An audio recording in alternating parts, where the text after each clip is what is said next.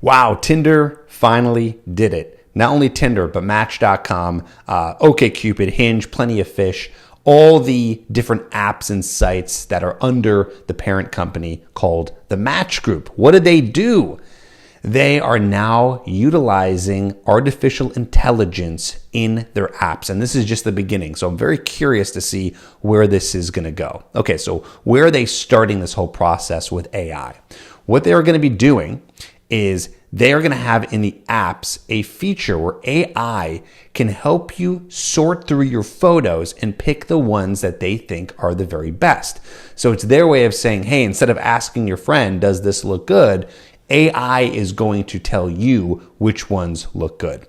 So I see some pros to this. I see some cons to this. Let's go over it. The first pro obviously is great. We have artificial intelligence, which is super smart to be able to tell us what's going to be a good photo that's going to get more matches.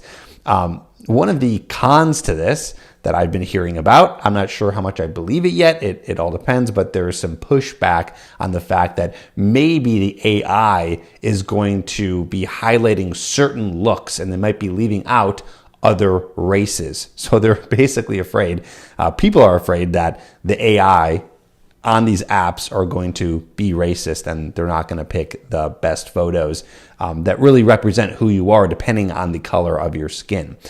We'll see how that works out. Another pro to this is that it's going to be the beginning to helping you as a person using the apps be able to have the profile that will get more matches. So I can only imagine that if it starts here, it's going to go then into prompts. It's going to go into your bio. It's going to start to give you suggestions on what to put. Maybe it's going to say, if it knows what it's doing, which I'd imagine it would be, hey, this is not specific enough, or hey, you have a grammatical error here, or does this really do the best job in explaining who you are? The con, I believe, to this is that they might be trying to tell you something that is not going to actually teach you how to do it, right? There is one way to learn how to have the right prompts and right bio, and there's another way to just take a single suggestion which may potentially be interpreted by you, the user, in a wrong way. So I'll give you an example. I play around with ChatGPT and AI all the time, and I ask dating advice quite a bit, just because I'm curious to see how it's evolving and to see if we can get the best information. To this day, and I've been now doing this for the past 10 months, I have not found any actual useful, practical information or information that actually works in terms of getting guys results in the area of dating. For example, you can ask ChatGPT, how do you attract a woman? And it's going to say, be super respectful towards her and make sure you're listening to her and make sure you're asking her questions. Like very obvious stuff, very bland, very vanilla, and stuff that just doesn't really work. Like, oh yeah, that's just going to do it. You know what I mean? Like you're just going to give a girl tons of compliments and be super sweet and listen to her and be the shoulder to cry on. And then she's just going to boom, push you in the friend zone probably. So the problem here I'm seeing, the con to potential AI now being introduced into these dating apps, is we might get bad information. We might get information that's going to be too politically correct, and it is not going to actually help you get results. But here's the thing. Here is what you can do as a user in these apps who you're going to start to see all this advice come from AI. You're just going to test it. That's all you're going to do. You're going to take the recommendation and you're going to see if that picture is actually getting you the results.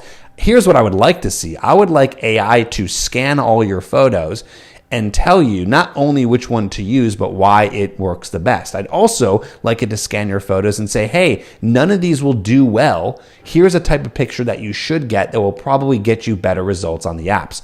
Will it do that? I'm not sure. I don't know if it's going to get to that point, because you as a guy might have photos that are not really making you look your best. Like maybe all your photos kind of suck. So picking the best one, it's like picking the best of the worst, which I guess is a start, but it's not going to really get you the best results. I appreciate that some companies are trying to use artificial intelligence to help.